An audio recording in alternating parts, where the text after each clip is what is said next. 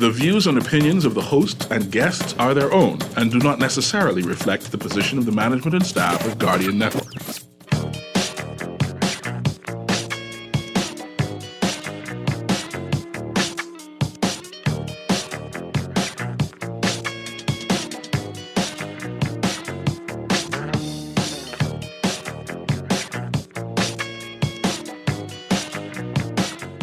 Talking Heads with Naughty is brought to you by Burger King, the Cancer Treatment Centers of America, the Cleveland Clinic, ESC Distributors Limited, Fine Threads, First Caribbean Bank, Fun Foods Wholesale, John's Department Store, Joker's Wild, Kelly's Home Center, KFC, the National Insurance Board, the National Youth Guard, Naughty Johnny's, Percy's Island Games, and Tropical Gyros.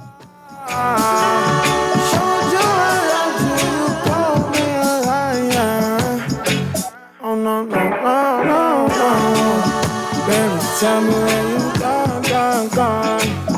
I've been feeling for your love so long. We can praise God in the moonlight. Baby, if you're with me, better do right. And I've been gone too long.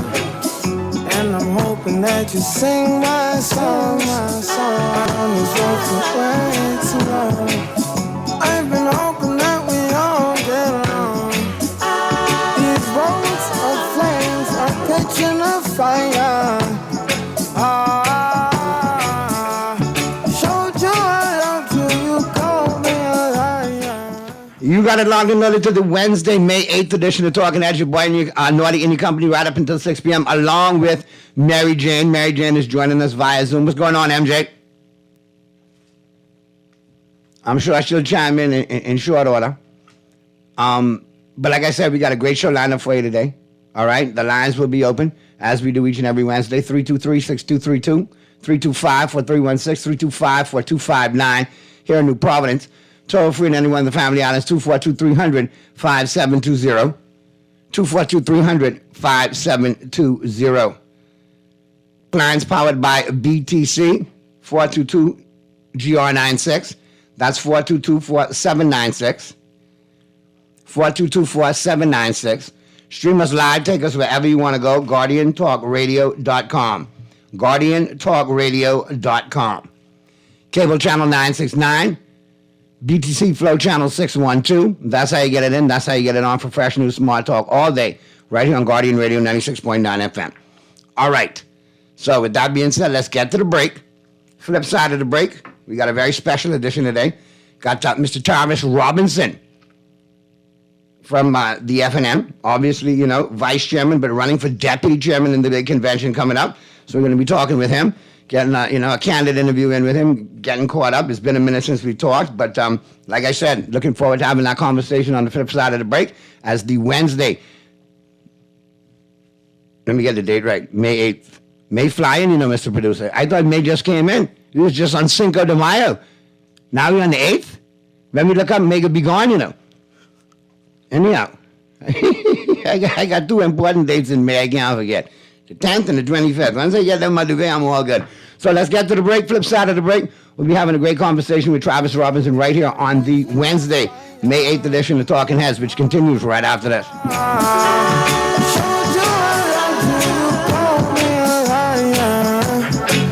Oh, no. Baby, tell me where you Some medical facilities pride themselves on offering multiple services. At Fourth Terrace Diagnostic Center, imaging is what we do. Same goes for imaging at Grosvenor.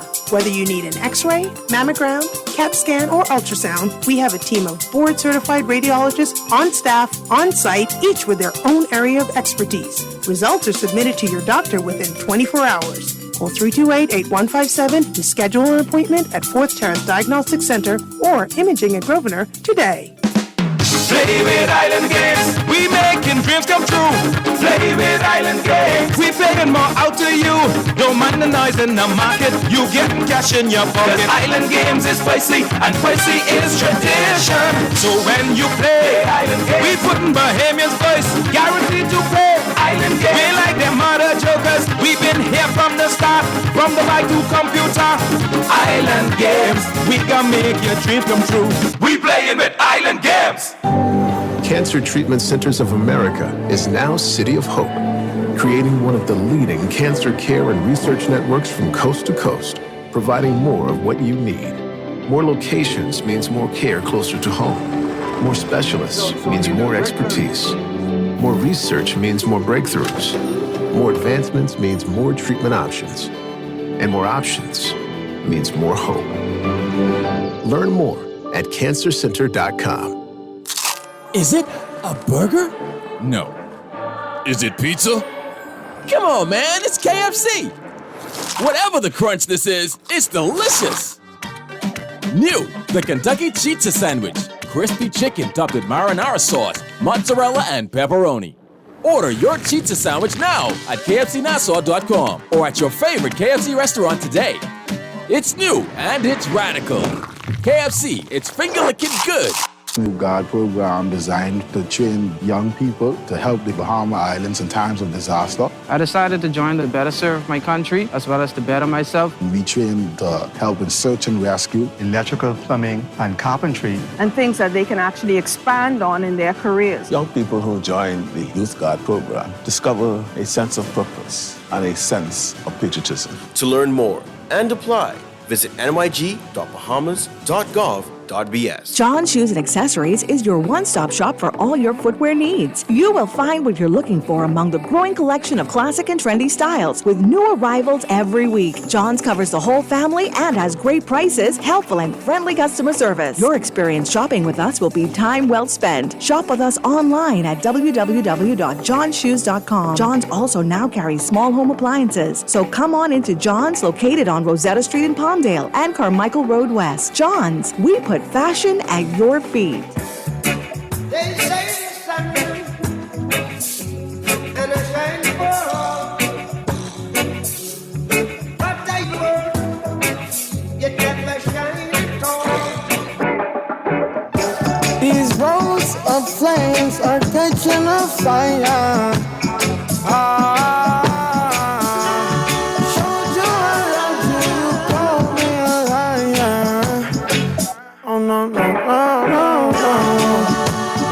Tell me where you gone.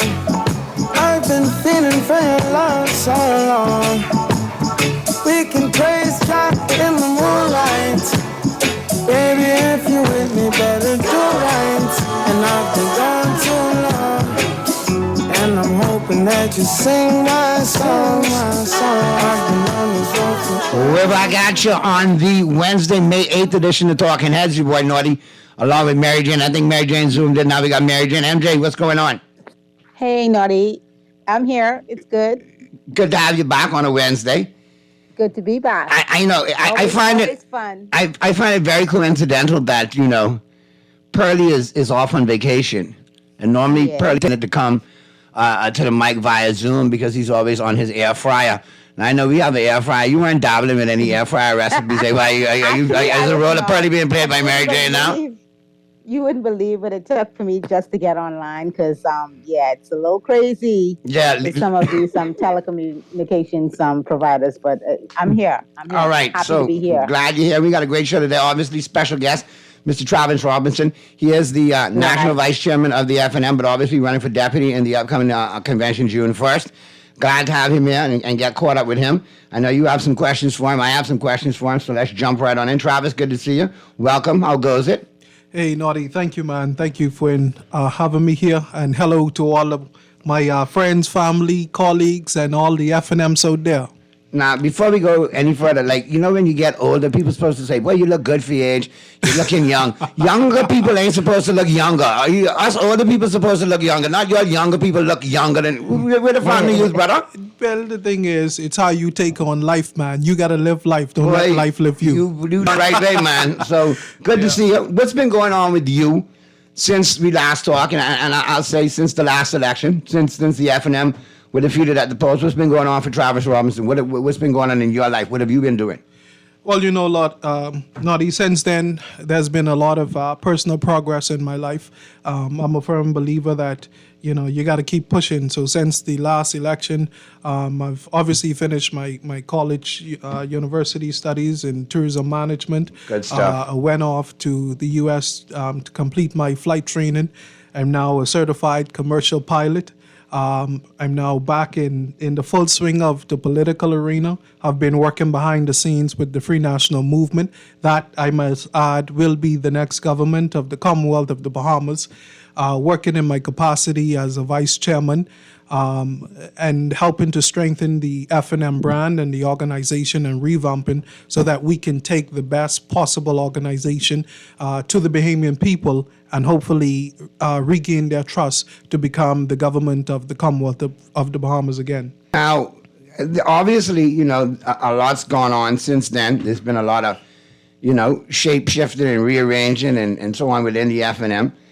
As you stand here today, I see that you've put yourself forward for deputy chairman on the ticket, and I've got text coming in already. Naughty cut to the chase by asking who you on the ticket for, Pintard or Menace. So let me ask you, just like my text to say, who you on the ticket for? Who you support? Well, let me make it very abundantly clear that I, Travis Robinson, support Michael Clifton Pintard for leader of the Free National Movement. That's what the C stand for? Well, Clifton. Clifton? Yes. Okay, good. Michael boy, I always wondered what the next- C stood for, boy, but we could have some fun with that Clifton boy, let me tell you. Yeah. Well, whatever fun you have, I just want to make it abundantly clear that is the leader I stand behind. I believe that more than upwards to 80% of the F&M delegates support Michael Pintard for leader of the Free National Movement, and it will be Michael Pintard and his team that will bring the F&M before people with a unique cadre of candidates who would be able to lay out a plan and a vision that Bahamians can see for their future and a better Bahamas, and be able to buy into that plan and vision and return the F&M as government of this country once again. I got a text flying in. I know MJ has some questions for you, but I got one more for you. Last go round, you came in on a wave of youthful exuberance and support from the youth of this country. Now, I'm a champion at two ends of the spectrum, the young and the old. I always feel that they're neglected, and I got to run my mouth to look out for them. Yeah. What do you have what plans do you have if you are successful, obviously in becoming deputy chairman and then later on contesting the seat for the F&M in the next election, if they become the next government? What do you have in mind, or what are your plans for, or what will you agitate for as far as the youth in this country? Well, first of all, Naughty, as it relates to the convention coming up, me running as deputy chairman, that is a role that is very integral in ensuring that all of the associations in the various constituencies are functioning and ready to be able to take on a general. I will be playing a very pivotal role in ensuring that the constituency associations that fall under me are battle ready, that they are functioning by the Constitution, that they have all of the resources that they need to ensure that their elections are done and completed as according to the Constitution, and ensuring that they have a physical presence within the constituency that they represent. But post that, going forward with Michael Clifton Pintard as party leader and next prime minister, I intend to play a very active role in the Pintard administration, ensuring that the views and issues that young people have in this country are heard, not just from a bystander point of view, but at the decision-making table. To be able to, as the F&M intended to do, ensure that young people have access to land in this country, to ensure that young people, as the F&M would have done, instituted the Small Business Development Center, so that young people who have business ideas and who currently have business would be able to have the resource to thrive and function in a prosperous Bahamas that is for everyone, the young, the middle, and the elderly, and not just a selective few that many people see happening today. I think that we've been seeing that selective few for a while. I think that's something that needs to be broken. MJ, you have anything for Mr. Robinson? Oh, I do. You actually asked a question that I was going to ask of Travis Robinson, which is who was his preferred choice for the next leadership contest in the Free National Movement. Now that he's made it clear that he is supporting the current F&M leader, Mr. Michael Pintard. I just wanted to ask him because I like to talk to people who have unique perspectives. He would have been a part of the Minnis administration, so he has a view on that. And now he's seen a little bit of what it's like being under the party leadership of Mr. Michael Pintard. So if you can, Travis, can you just talk to us a little bit about the leadership style of Mr. Pintard that has you convinced that he can get the job done, move the country forward, do some of the things that you were talking about just now? Yeah, so as you mentioned, I've had the privilege to be MP for Bain and Grantstown and former parliamentary secretary for the Ministry of Tourism and Aviation. Having served under a Minnis administration, his leadership style, in my personal view, is one that is direct and one that's straightforward in the context that he would make a decision and he would go straight forward with it. At times, if you put your input, it's noted, but he's moving straight forward with whichever decision has been made. What I love about Michael Pintard is that he's a very consultative leader. I've been able to work under him as a National Party vice chairman, and he is one who consults all members, all arms of the party before making a integral decision. So Michael Pintard is one who listens, one who is inclusive, and one who would ensure that his decision is representative not just of his own personal opinion, but at least at minimum of the lion's share of the collective views. Let me ask you this, because I know that a lot of persons have commented on this contest between the Dr. Hubert Minnis and the current leader of the F&M, Mr. Michael Pintard. And some people are of the opinion that it's very, kind of divisive what is happening in the Free National Movement right now. What is your opinion on that? I personally think that when this is all said and done, that, people tend to go back to their tribes and that you find a way to make it work and move forward with the leader that's duly elected. What are your thoughts on whether or not this kind of a contest between someone like Dr. Minnis and Mr. Pintard is something that's going to divide the party permanently? To that thought, I say a resounding no. Again, I often tell people that the Free National Movement is a collective body made up of a unique different sets of group. We have people who identify within the F&M as a Successor Wallace Knight, as a Ingram Knight, a Pintard Knight, a Minnis Knight, and the list goes on. But all of these collective individuals is what makes the Free National Movement an organization made up of different views. I often say that our diversity of opinion is not a threat to who we are as an organization, it's who we are. So when we have Dr. Minnis and Michael Pintard going head-to-head for a leadership battle in the Free National Movement, that is democracy at its finest. We have been the party who have lobbied since the Ingram era for the freedom of expression and to be able to protect people's rights to express their views, to their actions, to protest, etc. We have been a party for that. And so what you're seeing in the F&M with Minnis and Pintard is just a protection of that right and that democracy. Oftentimes people get a little bit more spirited in how they express their views, whether it be a Pintard supporter or Minnis supporter. And so views are expressed differently. But we are never minded to attach their expression of their views as a disunity because of the energy by which people express that views. We protect that view to difference of opinion, and we are stronger together because those differences is what helps us to make the best possible choice at the end of the day and unilateral decisions. So what you're seeing is the fruit of democracy inside the Free National Movement. All right, let's go to the phone lines real quick. We got a call, Talking Heads. Yeah, good afternoon. Afternoon. Hey, BMW is make fire trucks? I can find out if BMWs make fire trucks. Yeah, please, because they spend the money on the wrong thing, Are you asking me or are you telling me? I must believe so. Ain't no fire truck got PM on the back, right? No, not the last time I checked. No, sir. No, they wasting people's money, boy. I hear you. Jokers. Boy, don't make me laugh. Hey, listen. I think I know who this is, man. But now you're gone. I think that's my good friend, Mike. You know, Naughty, he make a good point. He said he wasting the people money, and he spoke about truck, which brings me to a vehicle.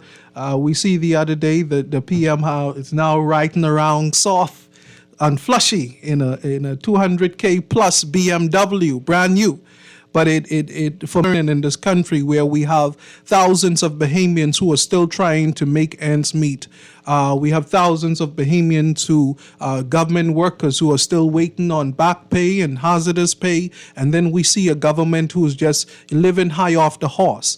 I think we have to be able to prioritize the Bahamian people. As governments, we have to be able to be sensitive to people's dispositions in life. And quite frankly, we have a duty of care to ensure that Bahamians from all walks of life can not just survive in this country we call the Bahamas, but live thriving lives, you know, where they can go to work, make a make a good weekend salary or month-end salary, put a little savings on the side, and still be able to live a decent life for themselves and their family. So I think, Naughty, one of the things you'll see with the F&M government under Pintat leadership is that the Bahamian people being prioritized and a government that is more sensitive to the daily needs of the average Bahamian citizen. Let's get to the phone lines real. Hey, good afternoon. How you doing, Naughty? Hey, hold on now, Anton. Good to hear from you, man. Now, listen, couple of things. It's been a minute since you've been on here, and I can let you know at the break. This ain't Howard Show, so you got to say what you need to say, and we'll keep it moving, all right? But you ain't coming here to take over no landscape, because this ain't the Anton Show. It's the Naughty Show. Now, anyway, go ahead. That's what I always do, eh? Oh, no, you don't, because whenever you got an issue with me, you run to other people's show and talk smack. But we can talk about that the other day. We'll talk about that another day. But anyway, no, I don't have you mixed up. I don't have you mixed up. I've been waiting to check you for a minute. If I have an issue with you, you name mine. Yeah, and I name mine. That's why I'm checking you on it. Don't go run the Howard Show or nobody else show talking smack. Come right to the show and talk smack the same way you like to do it. Now, there's Mr. Robinson. The floor is yours. Go ahead. You got red blood running through your veins, just like me. Yeah, I know. Huh? If I have an issue with you, I would take it up with you. No, well, I'm checking you on it because you don't. That's why I'm checking you on it. I'm correcting you. You can't correct me because the audio on. So anyway, you may lie, but audio don't lie. Now talk to Mr. Robinson. Split audio, and then we could have an audio. You gonna ask Mr. Robinson a question, or you just gonna pontificate? Yeah. Because I didn't say what I had to say. Go ahead. Yeah, and I didn't say what I had to say too. Thank you very much. Good afternoon, Mr. Robinson. How you doing? I'm pretty good, sir. Excellent.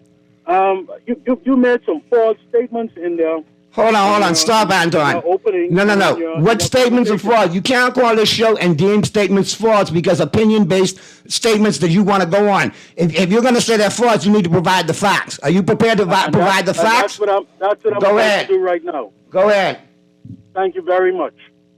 You stated that the F&M is a party of democracy. That is correct. That's a lie from the pit of hell because the F&M doesn't believe in protecting anyone's right to freedom of expression or anyone's right under the Constitution to express or display their democracy. I'm one of the individuals that are to take your incompetent F&M party to court, and I won against the F&M for victimization. So you will not want to come on airwaves. Which colleague are you referring to, Mr. Rollins, when he was talking about your job or your lack thereof and what you do for a living, for real? Is that the colleague you're talking about? Is that the colleague you were referring to in the case that you won?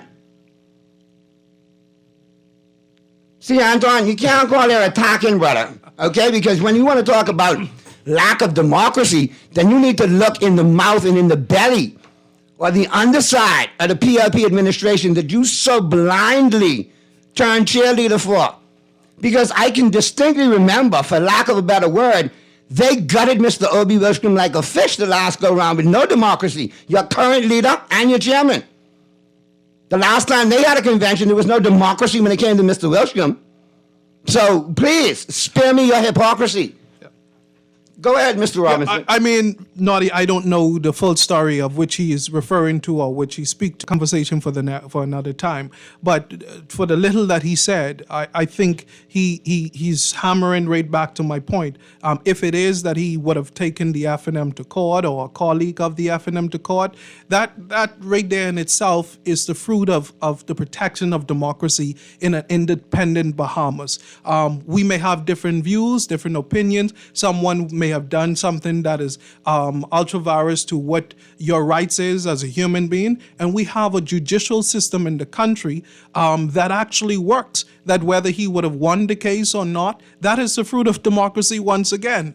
There are different countries around the world that are dictatorships that don't even have that level of opportunity for him to take a case to the court. So again, he may be referencing a personal situation, but a personal situation with an individual does not reflect directly on an organization, because an organization is bigger than any one particular individuals. That is why leaders go and leaders come. We've had the best of leaders in the Free National Movement: Wallace Whitfield, Kendall Isaacs, Ingram, Tommy Turnquest, Minnis, and now Pintard. Leaders go and leaders come. Our organization is a big tent.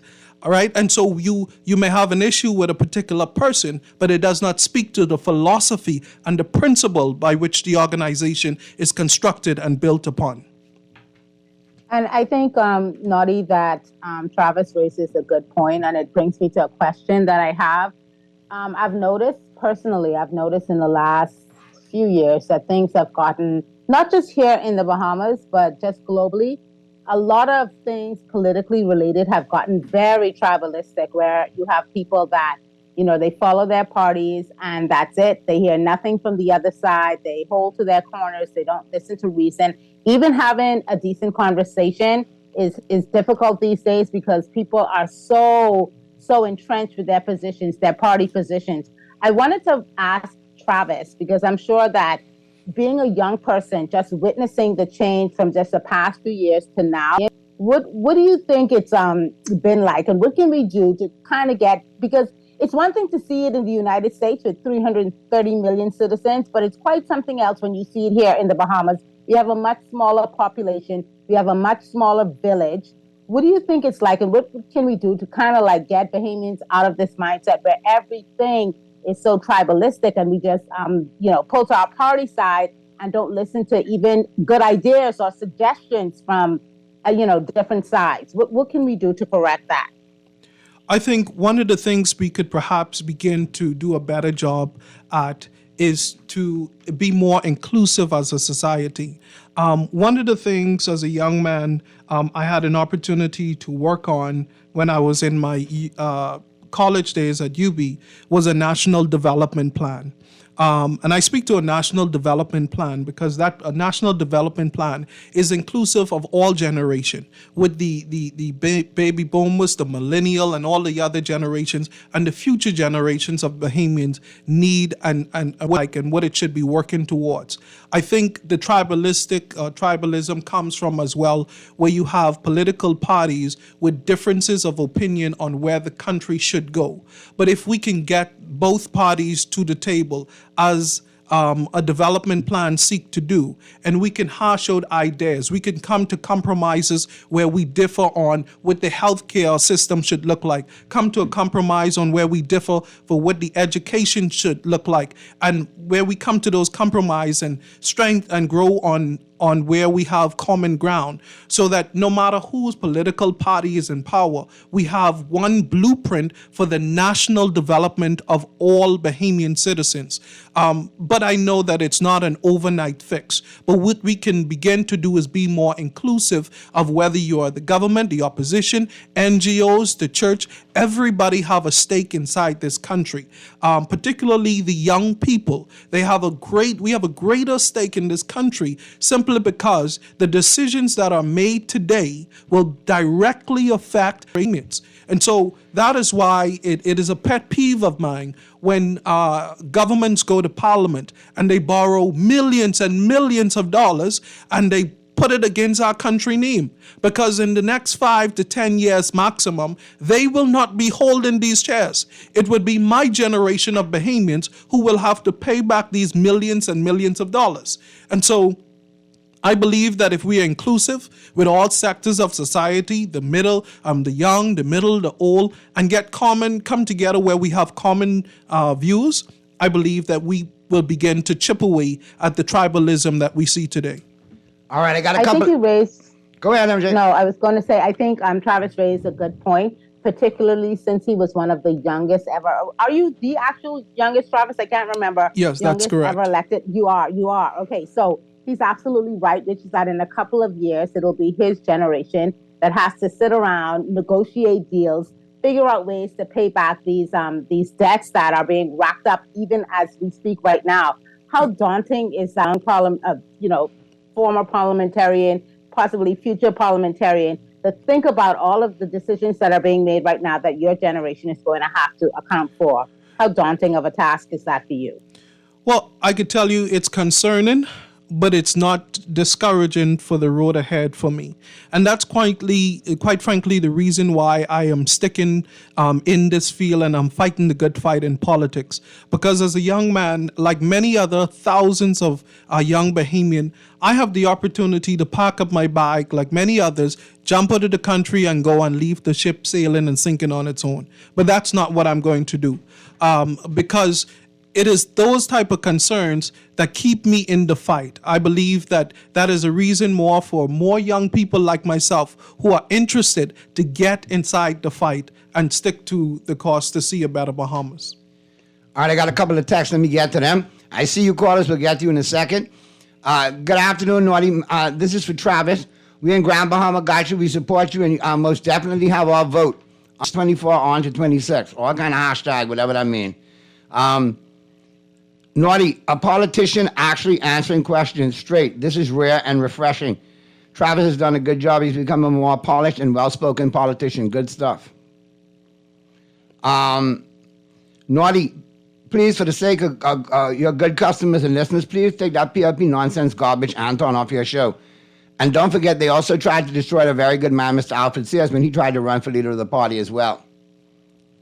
I just like to have clarity when people say, well, let's call it for what it is. Right. You can't tell me my fish stink and your fish rotten too. I mean, it can't work. Exactly. Now, I got to ask you this question, Travis. We noticed that you recently went to Abaco for their elections. Roscoe Thompson, regular contributor to the show on Monday, was voted in as the chairman for South and Central Abaco, correct? That is correct. You and Mr. Roll, I think... Safent Roll, the Secretary General. Oversaw now, and this is why I'm bringing it up. There's been a lot put out in social media by the Minis camp and their minions that there's something underhanded going with all these processes. From the women's branch now to the next, I see documents circulating today. Why is such the victim role? If the women's branch injunction was overturned by a judge, so there was nothing untoward there, they could have it. Abaco went off without instance. Mm-hmm.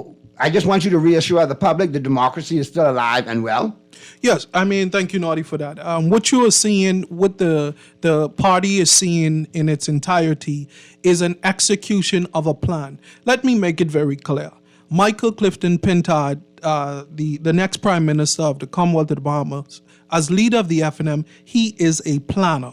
Okay, we as a national vice chairman, I have sat in meeting after meeting where the schedules months in advance have been planned for these elections. So what we are seeing is an execution of elections that have been planned much before even a council convention date has been brought to the council floor and ratified. These are just executions of things that were approved from 2-3 months ago. I would also like to give special thanks to our late fallen comrade, Don Sands, as deputy chairman. He would have done a superb job along with our secretary general and our next chairman and the other deputy chairman, Heather Hunt, organizing and planning and strategizing the schedule of constituency associations elections much in advance. And these are the last remaining few leading up to a convention that will be executed.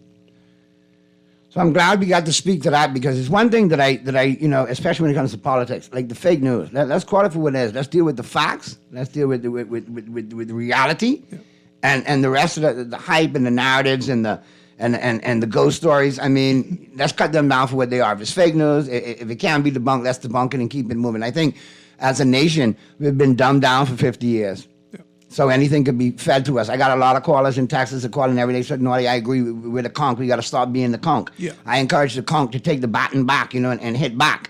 So, I'm glad to see that we got some youth in there, because I won't lie to you, young blood. I need you to get in, and I need your peer group, not just F&M, PLP. If there's a future third party, I need young blood, because I getting older, so I need you all to be able to do some of this heavy lifting and get us where we need to be. Yeah. Because that's how this thing go. Yeah. So I always feel there should be a balance between the elder statesman and the young blood, and get that mixture going, so it continues and the energy continues. Yeah. Naughty, there's a saying that says, progress for young people anywhere is a progress for young people everywhere. So no matter what political divide you are in, when we're making progress for young people in a particular sector, whether it's NGO, whether it's church, whether it's politics, youth group, whatever it is, young people advancing is good no matter where it is for the nation. And so we got to find the balance, like you mentioned, for the older generation to not just stand up and speak for young people. We need that older generation of Bahamians who will stand with young people speaking for themselves, because young people have something to say. And so I'm proud to be a member of the Free National Movement, because it gives young people an opportunity to stand up and speak for themselves the way I'm able to do today on your show. All right, there's a couple of things, too, and let me do on my show. Let me get to this text. Naughty, tell Anton that if it wasn't for Mr. Ingram, he would not have the freedom of the airways to talk his PLP foolishness all over everybody's talk shows. Absolutely correct. It was the F&M, as I mentioned all the time, when we drill down on it. The F&M freed the radio waves so that it wasn't a monopoly with just ZNS being able to control what goes out there in the public sphere. Our private sector was able to get in there, the newspaper, the radio stations, etc., and be able to speak truth to power and not be fearful of their life, of their livelihood, or their career. All right, here's one. Callers, I'm coming to you now. Naughty, good evening, Naughty and MJ, and to your guest. As an independent voter that has voted on both sides of the political lines, I had this question for Mr. Robinson. If the F&M is elected, will local government be fully one of the policies that are approved for the capital? Or will local government be fully approved for the capital? Well, I could speak from when you look at the former F&M agenda, we had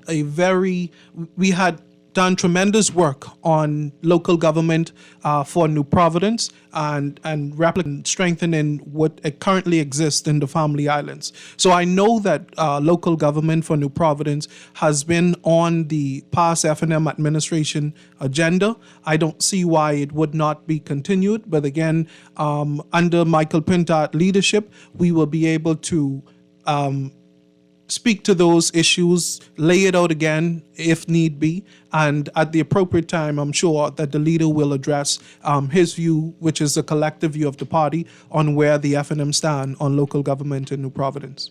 All right, before we get to the calls, MJ, you have anything for Mr. Robinson?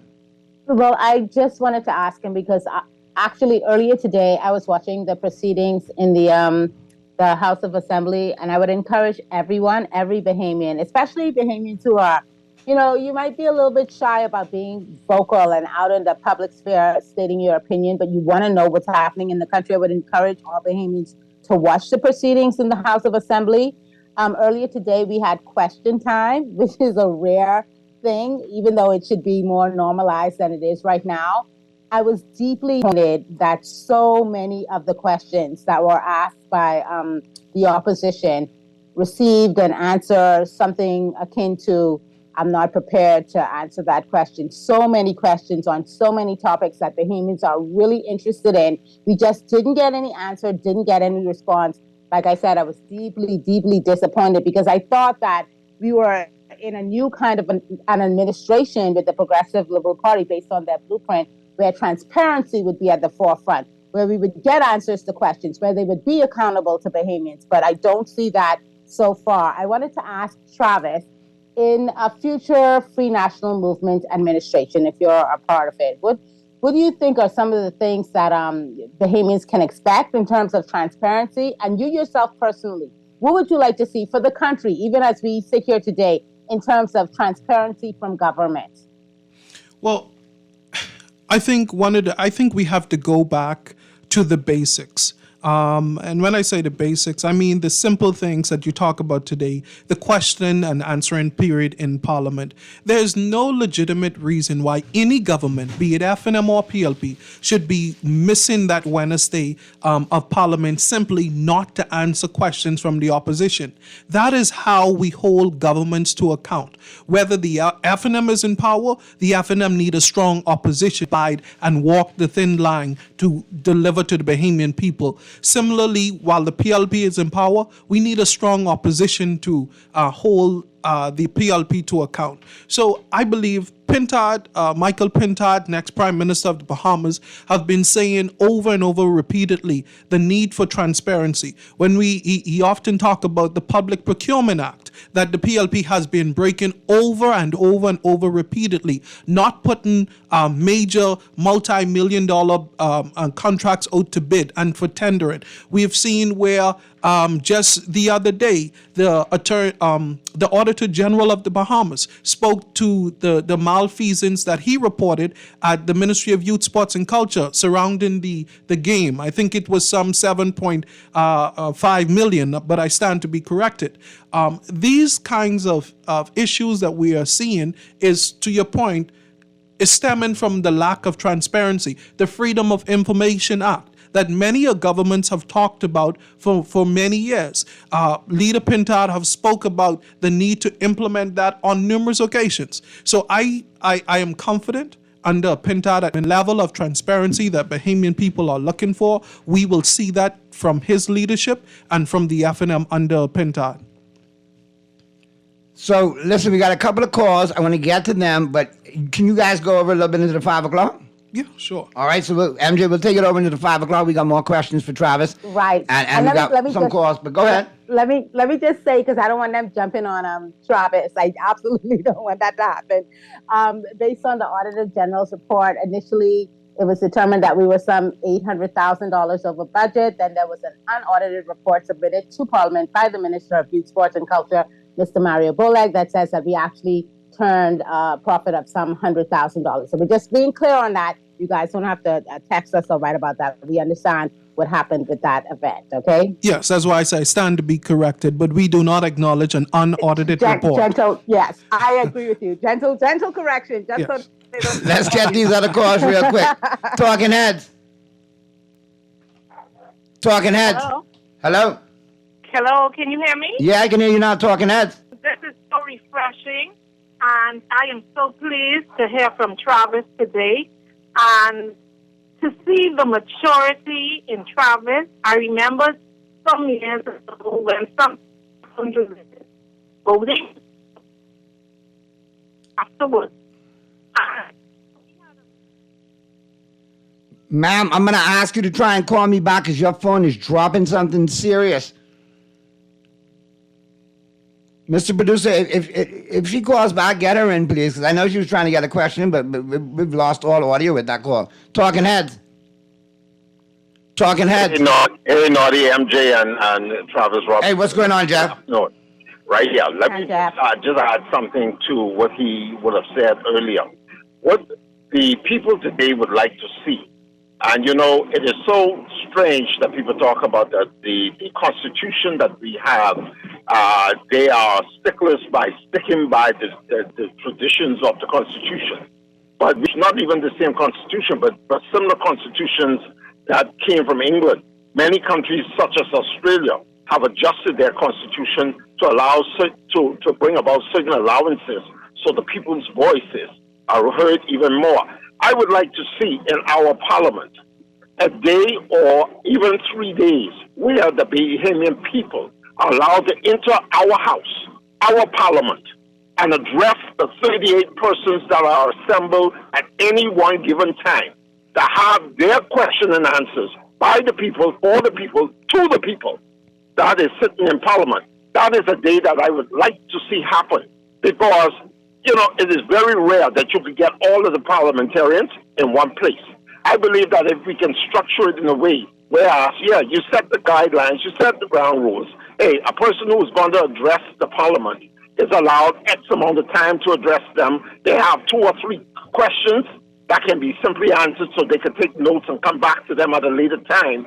I believe that that's being dictated to by the persons in parliament without having the actual people's voices who they are supposed to represent, that our voices are not heard by addressing our parliamentarians while they sit in parliament. I would like to see that. What is your take on that, Travis Robinson? Ask the next generation to take over the Commonwealth of the Bahamas through the parliamentary system. Thanks for taking my call, Noddy. All right, Jeff, thanks.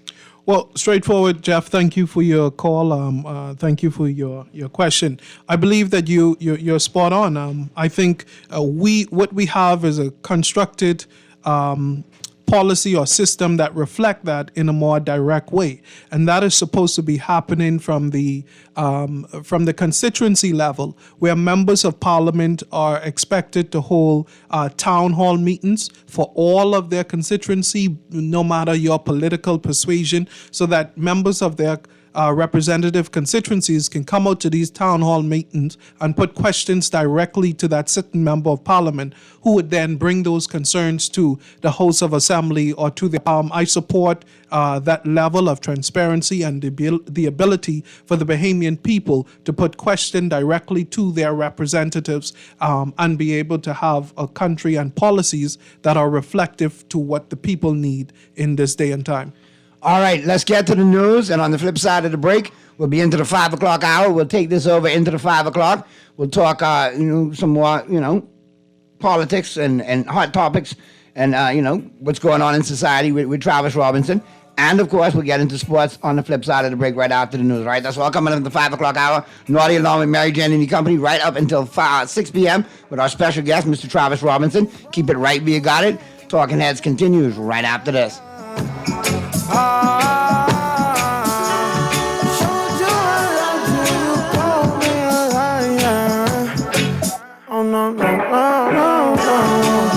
Baby, tell me where you gone. I've been feeling for your love so long. We can praise God in the moonlight. Guardian Radio, 96.9 FM, Nassau, Bahamas.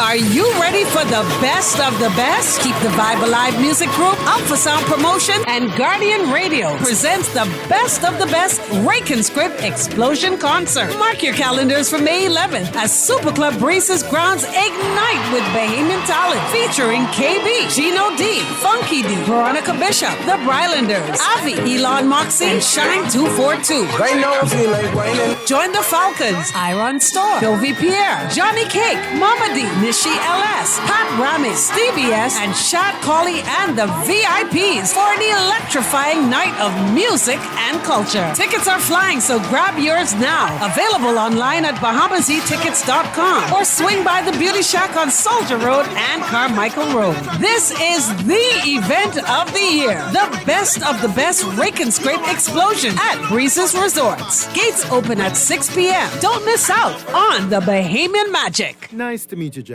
Tell me a little bit about yourself. Well, I'm an independent 27-year-old manager who wants her own home with her own rules. Sounds good. I'll help you get there. We see you, the go-getter, with big plans, and we've been keeping you in mind. Follow your goal home with a mortgage from CIBC Caribbean, and don't bother about your home insurance, as we'll help with that and more. Visit CIBCFCIB.com/inspired home for more info. Conditions apply. Mothers are the heart of our homes, the soul of our memories. Show your love with a gift from Kelly's House and Homes Mother's Day sale, Friday, May 3rd through Saturday, May 11th. Enjoy 20% off selected dinnerware, glassware, luggage, silk flowers, and picture frames, except on net items. One lucky person can win a gift basket for Mother's Day. Visit our Facebook page for more information. Kelly's House and Homes Mother's Day sale, May 3rd through 11th. Happy Mother's Day, all with love from Kelly's House and Home. Is it a burger? No. Is it pizza? Come on, man, it's KFC. Whatever the crunch this is, it's delicious. New, the Kentucky Chizza Sandwich. Crispy chicken topped with marinara sauce, mozzarella, and pepperoni. Order your pizza sandwich now at kfcnassau.com or at your favorite KFC restaurant today. It's new and it's radical. KFC, it's finger-licking good. Tired of banks forcing you to use technology to bank the way they want you to? Your convenience is important. So no matter what your banking needs, Commonwealth Bank's friendly staff are always available in branch for that personal one-on-one service. But when you choose technology, our online and mobile banking app offers the choice is yours. Commonwealth Bank. Bank the way you want. Living with a neurological condition shouldn't define you. At Cleveland Clinic in Florida, we do whatever it takes to make life better today while discovering new treatments for a brighter tomorrow. From epilepsy management to specialized spine care and brain tumor surgery, we're delivering world-class neurology care for the day-to-day, for the days you live for every care in the world. Visit clevelandclinicflorida.org/Caribbean. Make Mother's Day one to remember with a delightful Mother's Day brunch valued at $300 courtesy of Haagen-Dazs and Fun Foods Wholesale. It's simple. Just head over to Lickety Split or Super Value locations and purchase a pint of your favorite Haagen-Dazs ice cream for just $8.99. After purchasing, don't forget to write your full name and number on the back of your receipt and drop it into any entry box at the store. You're now in the running for our grand prize drawing, taking place on May 10th. Hurry, this offer ends soon. Happy Mother's Day from Haagen-Dazs. Promotion ends May 8th.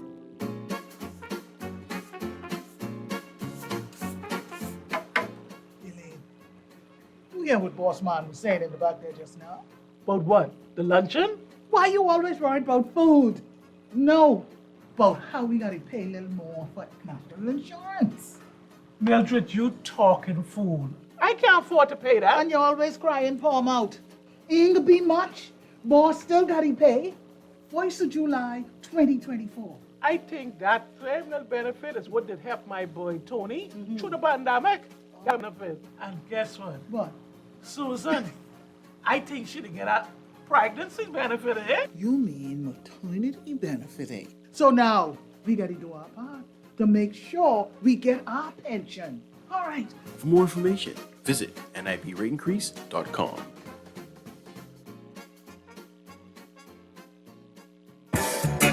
They say it's something, and it's shiny for all. But I hear some people word, you never shine at all. These rows of flames are catching a fire. Showed you I loved you, you called me a liar. Oh no, no, no, no, no. Baby, tell me where you gone. I've been feeling for your love so long. We can praise God in the moonlight. Baby, if you with me, better do right. And We're back at you on the Wednesday, May 8th edition of Talking Heads. And right up until 6 p.m., our special guest, Mr. Travis Robinson, National Vice Chairman of the FNM, and obviously running for Deputy Chairman in their convention, which will be June 1st. We got a couple of calls. MJ, I just want to make sure MJ's there. I'm here. I am here. Yeah, because around 5 o'clock, this air fry time for Purdy, so I want to make sure something getting honey glazed. Don't even start. And if you're gonna do air fryer, then you got to honey glaze everything like Purdy. He got a honey glaze recipe for everything. I hope he's having a good time right now. I know that he's off in his second city or second home in Minnesota, which is a very beautiful place, and they have very friendly people. So I'm sure that he is well taken care of right now. So yeah, let's think about Pearly when we air fry later. All right, let's let me get a couple of these texts, and we'll get to the phone lines as well. All right, here's another one that I just wanted to bring up, and this is a good question. Naughty, can you ask Mr. Robinson? Does Mr. Pinton have the possession to unify? Does he have the potential to unify the FNM post-convention if he's elected, obviously, as the leader of the party? Well, in my personal view, I believe that he does. Pintat has been a unifier from the moment he took the chair as leader of the FNM. I have witnessed on many occasions that Pinta had reached out to people who, quite frankly, publicly did not support him. And they've reached out to them on numerous occasions to have one-on-one conversations to them and to mend fence. There may have been odds. So what I know is that Pinta at the core is a unifier. We have seen where many persons who would have left the FNM since Pinta have taken the chair, many of them have come flocking back to the FNM as an organization again. I have just in my daily routine throughout the day, I've met many FNMs who said to me, Travis, I've left the FNM, but Pinta is there and I'm coming back. I love what he's saying. He has an open arm. He has an open tent. I love the message that he's talking about with unity and being able to get away from tribalism.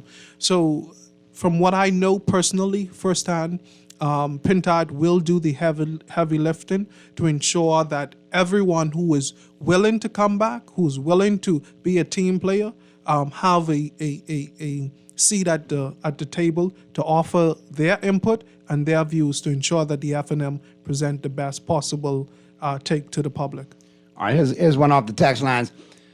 Good afternoon, Naughty MJ and your guest. I want to hear, and I don't necessarily believe Travis has this, the Pintard government will ensure that when they are in power, the opposition will have the opportunity to put questions to the government in an orderly fashion, such as that Bahamian citizens do not have to hear you're 30 minutes up, or I have to go back and check.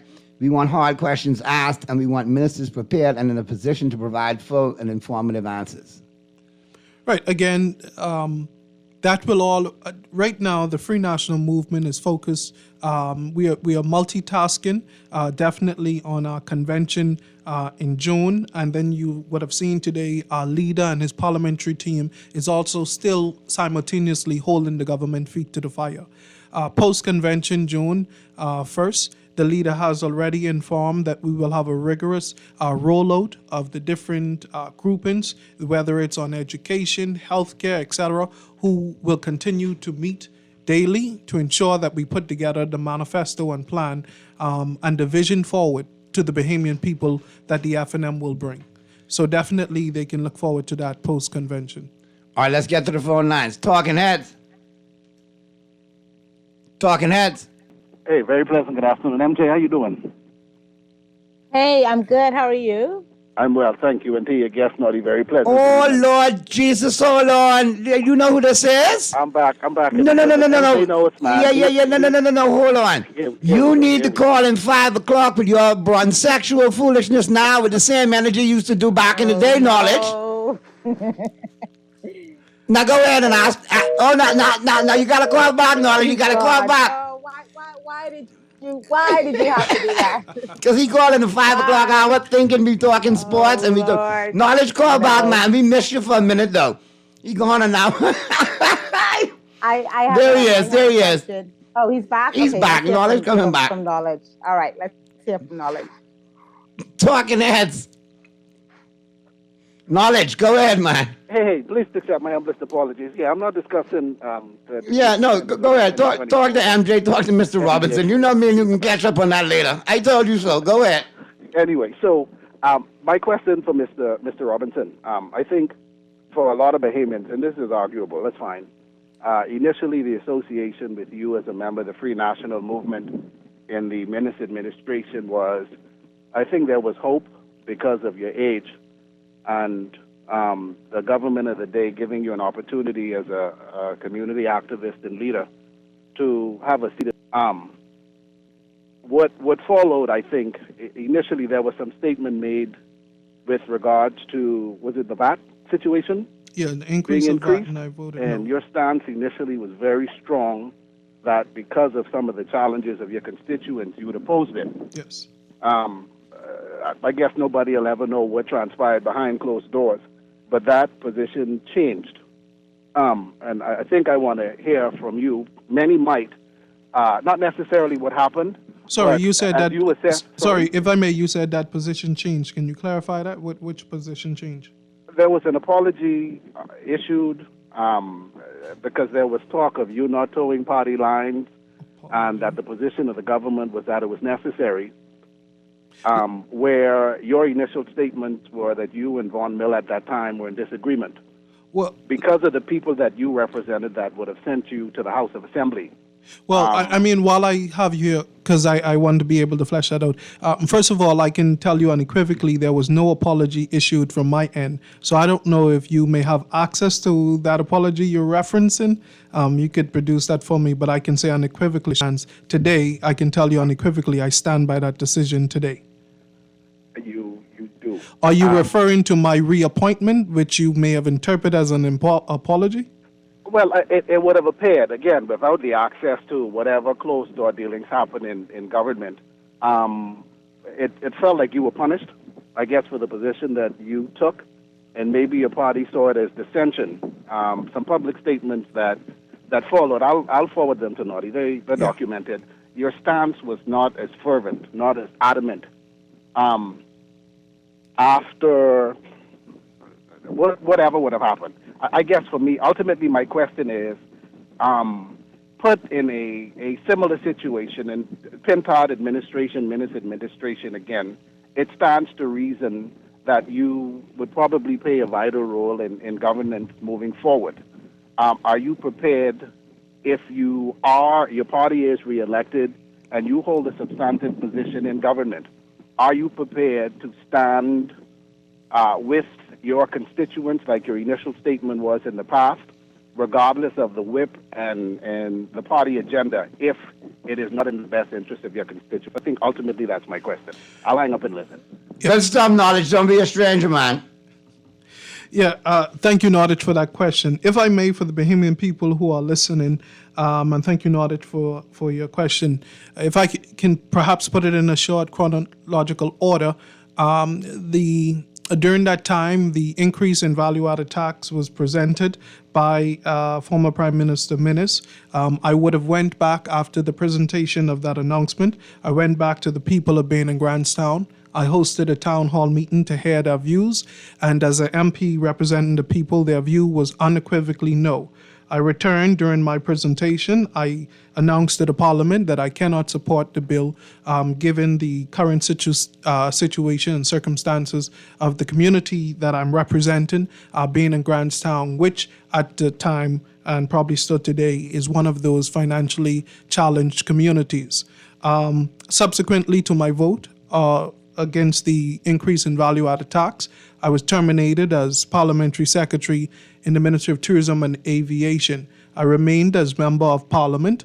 My termination lasted for about a year and a half, after which former Prime Minister reached out to me and he invited me to return back to the parliamentary sector. I accepted on the basis that when I came into politics, I came in to serve and to serve the Bahamian people. And an offer was offered to me to return to service to the Bahamian people.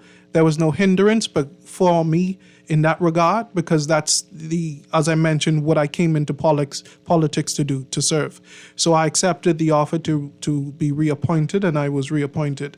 Now, what may be interpreted as he called an apology or soft stance, I want to make it clear that at no time did I have any disagreement with the Free National Movement as an organization. And that's part of the reason I still stand by the FNM today, because I believe in the philosophy and the principles of the organization, not any one particular individual. So my reason for joining the party, which is what it stands for, is what has kept me even today. So while I disagreed with a particular bill at that time, doesn't mean that I must disagree with every other bill going forward. Where we had common ground, I shared that common ground, and I embraced my party politics. What I stand to reckon as a new generation of politician to represent is that where things are not in agreement for me and my people that I represent, I will not support anything that my people do not agree with. But where there is common ground, I will not put up an unnecessary argument or defense for where we have common ground. All right, MJ, you have anything for Mr. Robinson? Because I got a couple here. No, just listening to Travis's response to that very, very good question by Knowledge. I'm just curious because he came in as a very young politician. We know that he was the youngest ever elected, which is quite a feat that goes down in the history books of the country. It's quite an accomplishment. I'm just curious, because he's gone through that process. We were reminded by Knowledge's question, where he had to kind of buck the party line and do something that he felt was in the best interest of his constituents. I'm just wondering, what lessons have you learned from your previous 4.5 years serving in government? And what do you intend to do with those lessons moving forward to ensure that some of the goals that you have for your constituents and the country in general, that you're able to accomplish those, Travis? Definitely. I think one of the salient things that I speak to is the fact that stickability is key, and having your why is important. And that's what helped me through my process. Being a part of the Free National Movement, I can tell you, as a young person in politics, is one of the most beautiful things I enjoy. Because you would realize that the same organization that many speak about as my termination has been the same organization that I'm still a part of, and has went on to embrace me and voted for me to become a national party officer. That is the current position I hold as national vice chairman, and now I'm vying for deputy chairman of the same organization that we speak to. That is the embracing principle and factor for young people that I enjoy, and I talk about a lot about the F&M. We have to be able to allow individuals to have variance of opinion that will be in the best interest of the Bahamian people. Gone are the days where politics of usual, where you have to toe the party line, or if you don't toe party line, you know what will happen at the end of the day. I think Michael Pintard as a leader has been very consultative, and that's one of the defining differences that I've seen in the last administration versus a Pintard leadership as leader. Any decision made is clearly explained, clearly thought out, and inclusive of each individual views. So that's one of the things I enjoy, as I mentioned. And that stickability and the why factor is very important and would help me to get through. The F&M is an organization where young people thrive and where young people have a seat at the decision-making table. All right, I gotta, and Travis, thank you for answering so candidly. I get why people are calling in and saying it is refreshing to hear you, speak so candidly and in context. Let me get to this question, because this one I had here for you, and I thought it was a very good question. And I think this is based on the heels of Knowledge phone call. Naughty, can you ask Mr. Robinson if he feels that more MPs should vote on legislation in the interest of their constituents, even if it goes against the party agenda? Well, I think, first of all, I can tell you as a new generation of politician in this Bahamas, I am for people first. It's people, party, politics. That's my order. And people come first because these are individuals, Bahamians, who give you the privilege and the honor to represent them. There are only 39 seats in the halls of Parliament. Every elections, there are any number of individuals who contest these seats, hoping to gain one of that 39 spots. So I see that as a sacred privilege and honor to serve the Bahamian people. At the end of the day, leaders and representatives, MPs go and MPs come, but the people will always remain. And I believe that service to the people is the best thing that you can give them, more so than money or being able to do a favor for this individual or that individual. True representation on their concerns, their issues, bringing them before, ensuring that you speak to legislations that improve Bahamian people's lives, legislations that address concerns of your constituents, is what people want to see today. You will never agree with every single legislation that your particular government brings to Parliament. But what you must always agree with is the voice of the Bahamian people who have given you that opportunity to serve. All right, let's get to the phone lines real quick. Talking Heads. Talking Heads. Hey, Naughty. What's up? Hey, what's happening? Everything good. Hello, MJ and Mr. Robinson. How you doing? Very well. Good afternoon. Good afternoon. not even on this air. This is what we need in this country today. Away with the old politics. He sounds so refreshing. And I just want to encourage you, Mr. Robinson, just stay as you are. Don't get corrupted. Stay as you are. You are that younger generation that this country needs, that voice.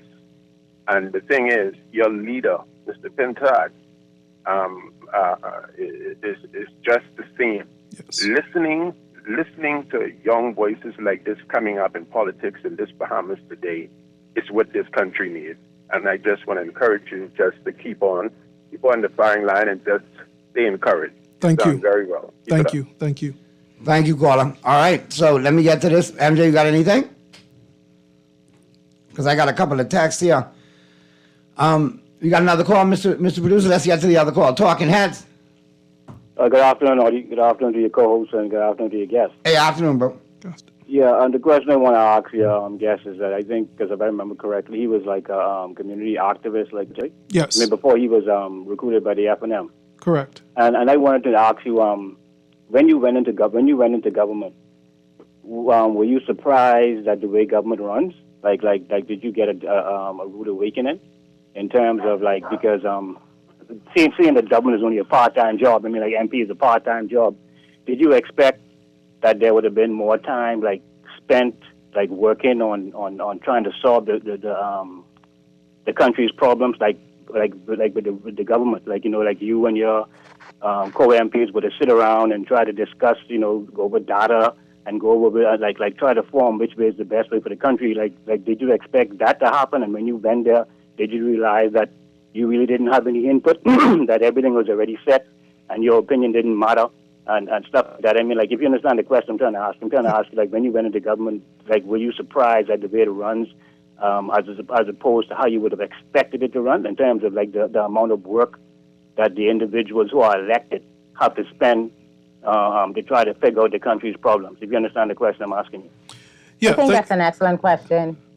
Yeah, Great question, caller. Yeah, thank you for your question. I think for me as a young man, one of the beautiful things I love about young people is that we're oftentimes idealistic. And what persons or mature or older generations of Bahamian may see as an obstacle or a challenge because they would have already lived it and been down the road and they've already come to the conclusion that that's not going to happen. When I came in as a 22-year-old, I came in with a very idealistic point of view. And so much of my country colleagues at the time, they thought that I was naive and that I didn't understand the system and that I was just plain speakingly optimistic of what the end result could have been. But I've not lost that optimism and that idealistic mentality, because the last thing we as a Bahamian people could ill afford to lose is hope. I came into the system and no, everything didn't turn as quickly as I wanted to turn. It didn't move as quickly as I wanted it to move. But guess what? We made progress towards it. We got the wheels turning. When it came to environmental concerns and myself being able to speak with the then director of the environment and addressing some issues for Baintown with the rodents problem, etc., we made significant steps to addressing that. Corners through Baintown that did not even have pipes laid under the road to provide water to people's homes. We, through collaboration with the water and sewage, was able to begin digging up those roads and laying the pipes, etc. These were age-old issues that existed much before I was even born. But during my time, able to get what many thought to have been impossible to make it possible. Did I experience roadblocks? Of course I did. Did I let the roadblocks discourage me? No, it did not. Matter of fact, my termination did not even discourage me. It only simply rekindle and blaze my fire more to keep fighting for the Bahamian people, to keep fighting for my generation, because I still believe, as that idealistic young man, as that visionary, that change is possible if we keep on fighting day after day. All right. We got another call there. Let's get to the call. Talking Heads. Talking Heads. All right, call us back. Here's another question for you, Travis. Or here's a couple of texts off the text line. Naughty Travis is a very intelligent young man, and it is good to hear him today. Continue the great work, Travis. Naughty, I've been listening to your show going on for the full time, and I will honestly say I'm ready to vote F&M now if the candidates will all be like Travis. Here's another one for you. Another thing for Pintard, I'm not interested in any manifesto that says we will do. I want to see what's being done. The first thing I want to see is the new bill that speaks to the rules of conduct for MPs and the heavy fines and penalties for the abuses that have historically been looked at as playing the game. We're tired of it all. We're tired. We want concrete rules that govern ethical behavior written and vetted before Election Day that can then be passed the day after election. No MP should be able to say, I didn't know, or everybody was doing it. It is wrong. This is the penalty in law. Wants reforms, obviously. Absolutely, and I think that's what the Bahamian people want. We have a beautiful country. There's no reason, in my view, again, being that visionary, seeing it from a different perspective, there's no reason, in my view, why Bahamians have to struggle in a country called the Commonwealth of the Bahamas. We live where people save up for years, where millionaires come and bring all of their finances in our country. There's no reason why Bahamians cannot be able to live a decent life in this country. We have to be serious as governments, as politicians, policymakers, to put the type of legislation in place where Bahamians can benefit. We should not have to continuously be servant workers in our country. Bahamians should be able to earn a living in this country, live a decent life, put a savings on the side for them and their family and their children's future, and still be able to have that leisure time and have that leisure experience. There are so many Bahamians today many of whom travel to see the beauty of the Bahamas throughout the Family Islands. That should not be so. When we look at just a plane ticket to go to the Family Islands, that's the same price of a plane ticket to go to the United States of America.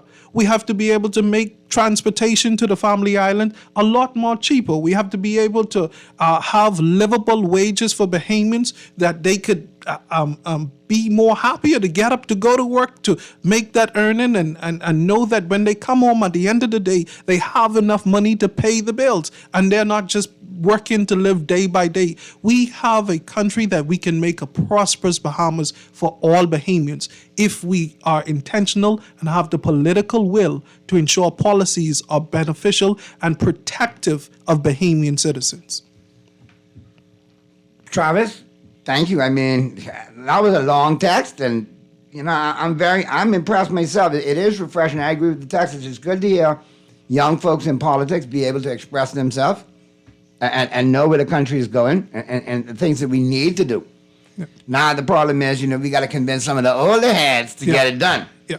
But what MJ has to say, if she has anything to add to this, or if she has any questions. Well, I know you're getting ready to let Travis get out of there. I got two questions. One is a little more serious. One is very less serious. But my first question is, Travis, I listened to you just now, and I'm very interested. I know that a lot of parties come in with their agendas. They have their manifestos, the things that they would like to see accomplished in their term. But of course, we also have elected members of parliament that kind of have their pet peeves as well. What are some of the things, you can give us maybe the top 2, top 3 things that you think that a future F&M government should focus on that'll be for the betterment of Bahamian people? That's my first question. Well, two, I guess, top things for the betterment of Bahamian citizens. One, I believe that every Bahamian should have access to land. That every Bahamian who want a piece of land should have access and have the economic ability to get their piece of the land. Mortgage relief, I think we should move from mortgage relief to mortgage protection.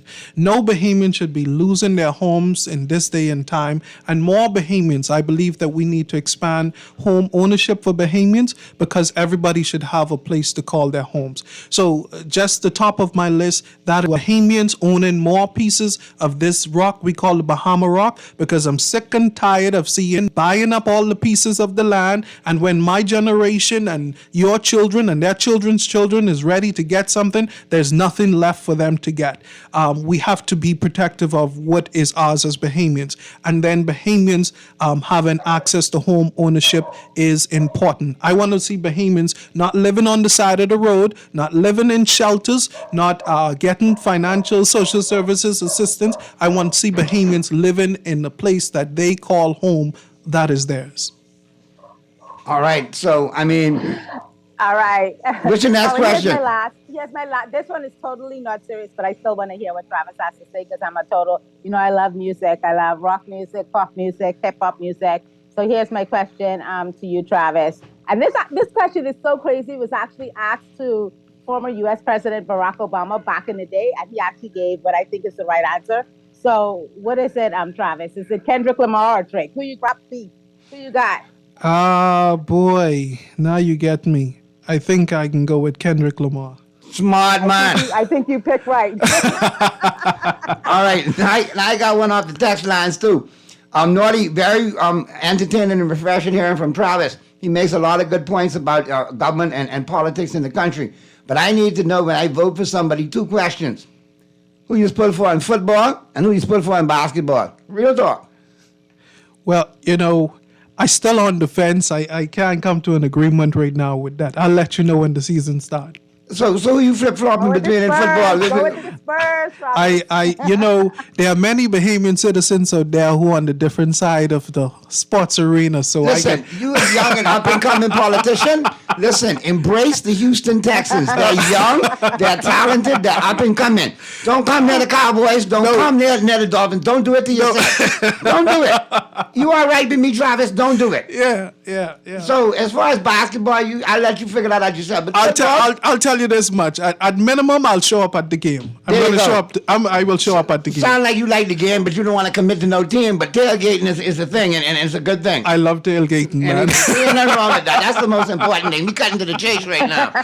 Yeah. All right. So we want to thank you for stopping by, Travis. But I also want to extend the invitation to you post-convention because I feel that you're the kind of young man that, regardless of where the chips fall, you're still going to be committed. And I like the fact that we can get candid answers that speak to the topics that we're talking about. And they're very, in context, and they're to the point. And I think the Texans appreciate it. I think MJ and myself appreciate it. So, whenever you need to get on in the future, you have a platform here to push whatever, agendas that you have as far as community, projects, as far as what you're doing. Because, like I say, it's all about young leadership with me as well. So, we definitely need to keep a platform for you younger politicians. Yeah, thank you so much, Naughty, for having me. Thank you to the Bahamian listeners. I know you will go on with the ending part of your show today. I just want to reiterate, the FNM will be in convention come June 1st. Travis Robinson will be voting and supporting Michael Clifton Pintard to return as party leader and take the FNM to victory in 2026 or whenever it shall be called. I just want to say to all delegates out there that you have a voice and you have an opinion and you have the right to the freedom of expression and freedom to choose. No matter who you choose on the day of convention, remember that we are all one FNM.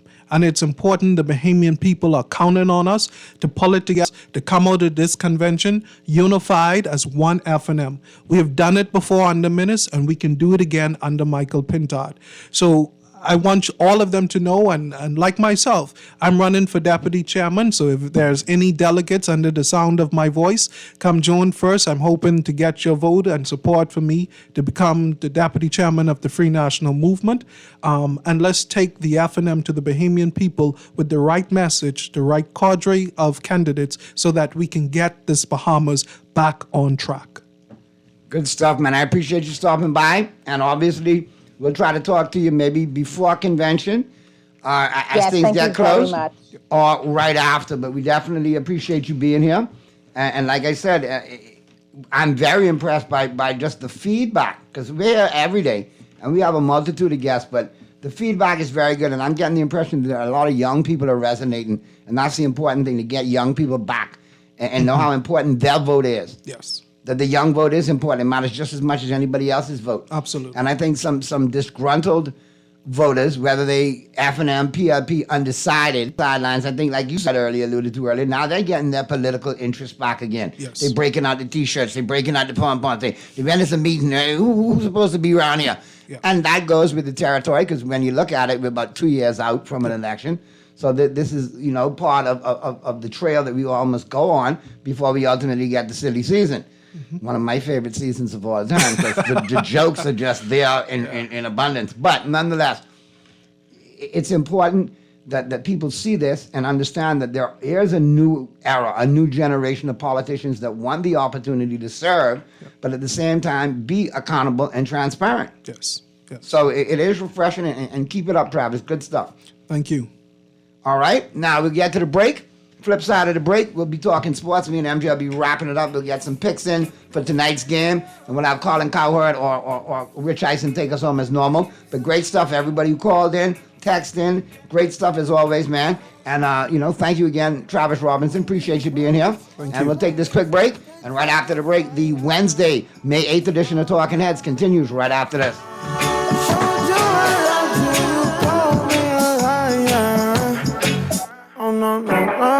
John Shoes and Accessories is your one-stop shop for all your footwear needs. You will find what you're looking for among the growing collection of classic and trendy styles with new arrivals every week. John's covers the whole family and has great prices, helpful and friendly customer service. Your experience shopping with us will be time well spent. Shop with us online at www.johnshoes.com. John's also now carries small home appliances, so come on into John's and Carmichael Road West. John's, we put fashion at your feet. Is it a burger? No. Is it pizza? Come on, man, it's KFC. Whatever the crunch this is, it's delicious. New, the Kentucky Pizza Sandwich. Crispy chicken topped with marinara sauce, mozzarella, and pepperoni. Order your pizza sandwich now at kfcnassau.com or at your favorite KFC restaurant today. It's new and it's radical. KFC, it's finger-licking good. Play with Island Games, we making dreams come true. Play with Island Games, we paying more out to you. Don't mind the noise in the market, you getting cash in your pocket. 'Cause Island Games is spicy, and spicy is tradition. So when you play Island Games, we putting Bahamians first, guaranteed to pay. Island Games, we like them other jokers. We've been here from the start, from the bike to computer. Island Games, we can make your dreams come true. We playing with Island Games. Cancer Treatment Centers of America is now City of Hope, creating one of the leading cancer care and research networks from coast to coast, providing more of what you need. More local care closer to home. More specialists means more expertise. More research means more breakthroughs. More advancements means more treatment options. And more options means more hope. Learn more at cancercenter.com. Naughty Johnny's restaurant can only be described as the experience you want to recreate again and again and again. Their motto is simple food done well. You're welcome into their home at Naughty Johnny's, where you can dine on crack conch, conch fritters, and other Bahamian favorites. There's also an international flair that's guaranteed to offer something for everyone. Enjoy a good meal and listen to a live band on their patio Friday and Saturday nights, or brunch on Saturday and Sunday. Only at Naughty Johnny's restaurant in the Old Town Plaza, Old Fort. They're open 11 a.m. to 10 p.m. Monday through Thursday, 11 a.m. to 11 p.m. Friday, 10 a.m. to 11 p.m. on Saturday, and 10 a.m. to 10 p.m. on Sunday. Naughty Johnny's. Well worth the Maybe it's time to explore your options. There's no harm in reviewing your mortgage arrangement and considering a better deal. CIBC Caribbean can help you narrow your search and decide. Switch your mortgage to CIBC Caribbean and enjoy a special interest rate and help towards your switching cost. Visit CIBCFCIB.com/inspired home for more information. Conditions apply.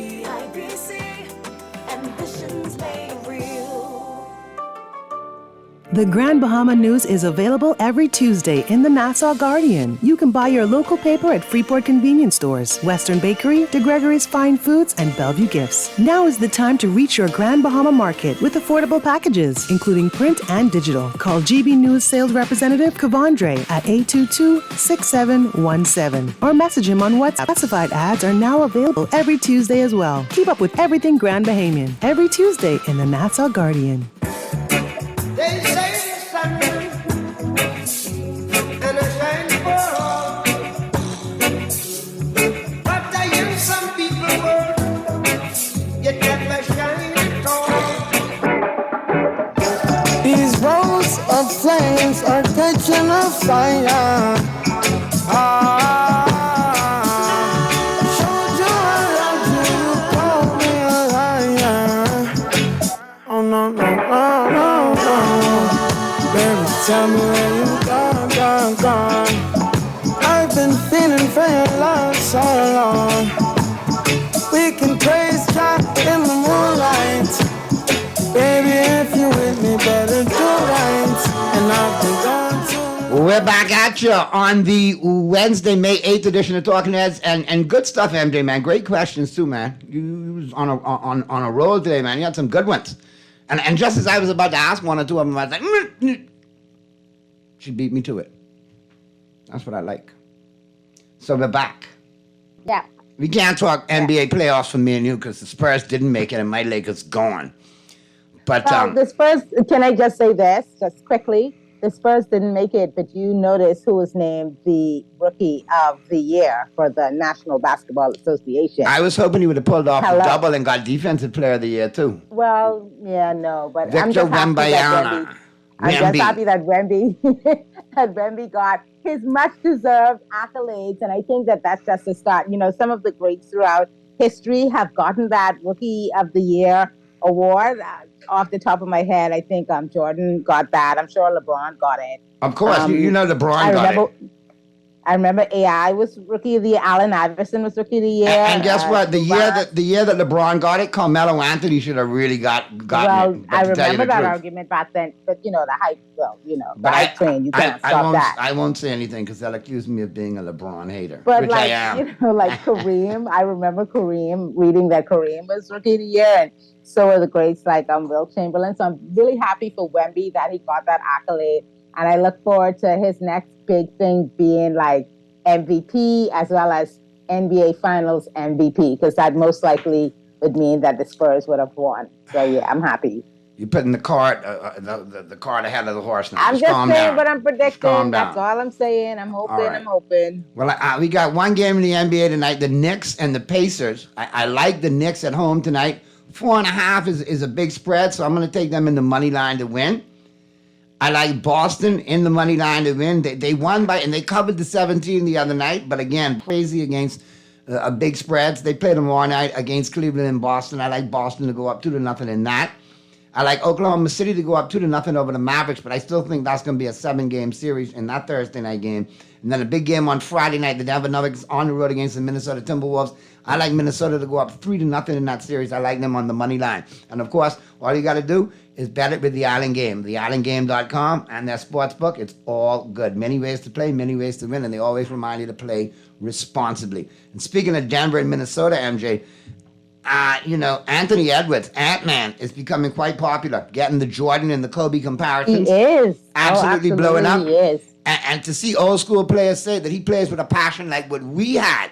When you hear that from Garnett and Paul Pierce and Kendrick Perkins, guys who have retired and say, no, that's the passion that we played with that this league is missing today, I think that's going to allow him to elevate. So we got Colin Cowherd taking us home, having a look at Anthony Edwards and the Minnesota Timberwolves poised to do damage against the Denver Nuggets. That's the final 10 taking us home today, MJ. So great show. I appreciate you chiming in. Good stuff as always. My pleasure. And we'll do it again on Friday. Yes, I'll see you on Friday. Awesome sauce. Great one, Bahamas. Be good. And if you can't be good at it. We'll see you right here tomorrow on Talking Heads. So let's talk about building that culture. Because, they've always talked about heat culture.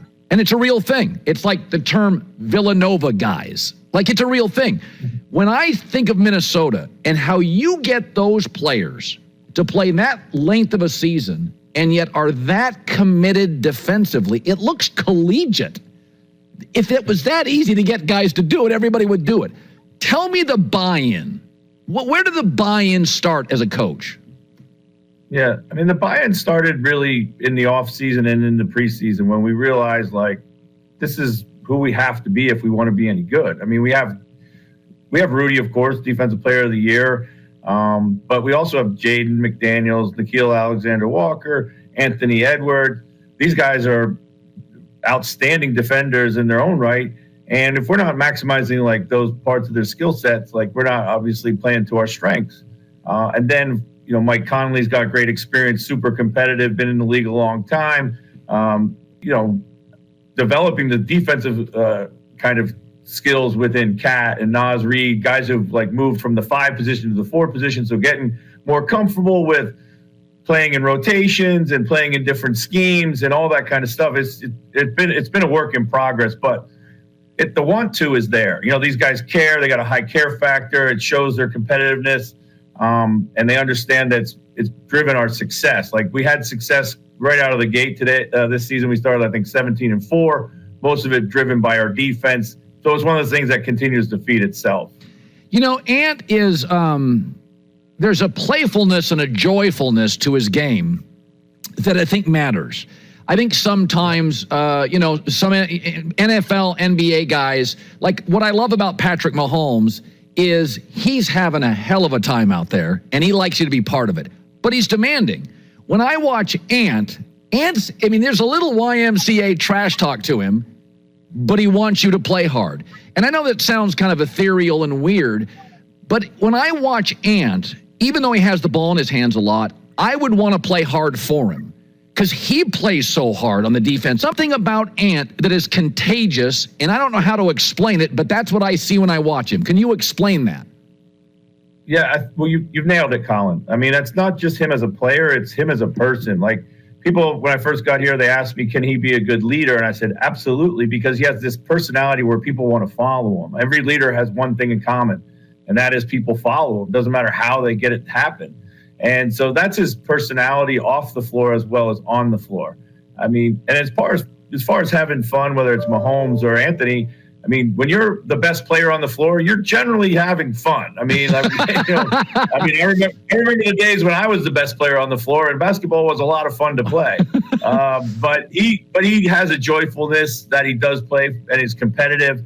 And he's demanding of his teammates that they bring the same love of the game and energy. You know, and also execution, and those parts he's still learning and starting to just now kind of master some of that himself. And I think that's also the thing that his teammates love about him is that he'll admit what he doesn't know. He'll admit when he's wrong. And he's not looking to blame or point fingers anywhere else, but take responsibility.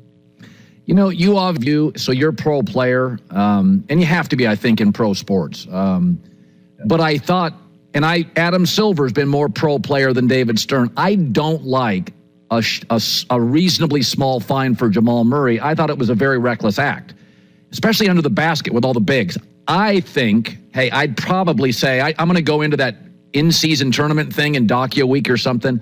I don't know. I'm not asking you to be the commissioner, but I thought that bothered me, and I like Jamal Murray. Have you talked to your team? Maybe it's a compliment, Chris, to you that you've got them so flustered and ticked off that they're losing themselves. But now, in retrospect, how do you look at that moment?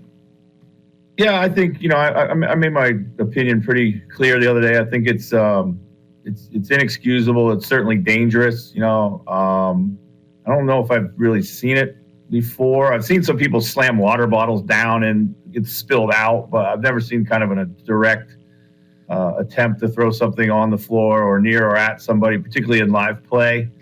I didn't expect a suspension, to be honest, Colin. And I'm fine with that. I don't think that be able to, you know, to have to decide anything based on players not playing, and I'm fine with that. The monetary piece, you know, it is what it is. I think, you know, Rudy had carried a big fine for us earlier this season when doing something highly inappropriate. So, yeah, I didn't think too much of it. I'm moving on. We expect Jamal to play, and we expect him to play extremely well. I was with Jamal when he was a rookie in Denver. Love him as a guy. He's super competitive, as you can see. It's one of the things I love most about him. He's clutch. He cares. It's as strange as it sounds. It all comes from the right place. I didn't see it as petulant. I saw it as this is a competitive guy who's trying to do everything he can to get himself going. Interesting. You used to be able to hand check, lean on bigs, so it was actually easier to play defense in the old days. More was allowed. It's almost like the NFL. It was much easier to play defense 10 years ago. Then they took all the clutching, grabbing, hitting over the middle. It's harder to play great defense. You have to exert incredible energy because you can't direct people. So I'm watching your defense the other night, and I'm thinking, in a weird way, and I appreciated Adam Silver doing this, Chris, the NFL's always been able to, in season, they'll kind of adapt to things if they see things happening with the rules. Adam Silver, I think, correctly said, guys, scoring's getting too easy. Let's let these guys play. I think the product's better. In a weird way, that benefited you and the Knicks greatly because you both that little tweak didn't benefit the Lakers and the Warriors. It benefited your roster. Yeah, we're definitely, we've always been defensive first all season long. And really kind of what the way I see it, Colin, is like the last, 25, 30 games of the season felt a lot like playoff basketball to me. Yeah. So it was good. It was good for that. And, it was good for preparing those teams going into the playoffs with that type of physicality. These players are so skilled and they're so smart. It was frustrating to watch, I think, as a product, to watch players game the game over the last 5-6 years. They knew what fouls they could easily bait. They were going to get them every single time. Defensive there's some fouls where you couldn't do anything about it. If the guy just launches himself sideways into you, they're trying to, and I think that's where it started. And to me, it makes a heck of a lot of sense. Just get out of the game the things that aren't fouls. Like, we shouldn't be able to trick the officials into calling these things because we've put ourselves in a corner with the rule book, and that's kind of what happened. The league has been asking questions over the last few years. How do we get them? My standard answer is just let us play it. Just let teams to go back and play it a little bit more, and allow some more physicality in and around the ball in particular. Well, I would never rupture a patellar tendon because I'm not an athlete and I stay away from physical contact. You, as a baller, as an alpha, you're out there like a player. The players probably appreciate Chris Finch's you're like Luka, you're playing a bit hurt. And how did the players react to your injury? How's that played in the room? Well, it's a ton of support and concern. It's been great. And thank God it's my knee and not Mike Conley's that got hurt. That was the biggest thing. And I, like you, Colin, have avoided playing pickup basketball for the better part of 30 years to avoid such a silly injury. So I happened to get it while standing, on the sidelines, and I couldn't get out of the way. So my athleticism's failed me too. Yeah, stuff. When you get older, Chris, stuff breaks. Yeah, it is. It's just the way it works. Hey, get healthy. Good luck. You got a game on your hands Friday. The Nuggets are going to play hair on fire, so that's going to be crazy. No doubt. And congrats on all your success. It's been a blast to watch. All right, appreciate it. Thanks, Colin.